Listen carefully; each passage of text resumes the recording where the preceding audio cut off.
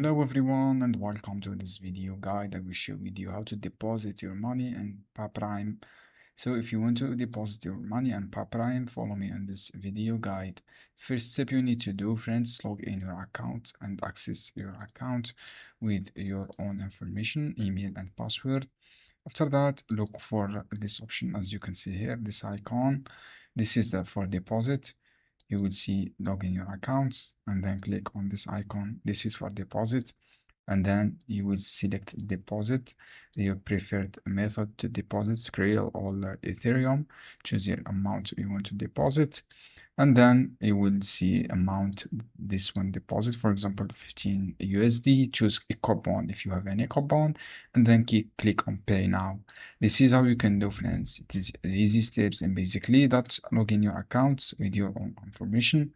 When you log in with your own information, such your email and password, choose your deposit, your amount you want to deposit, and choose your payment method, bank or transfer or something like this.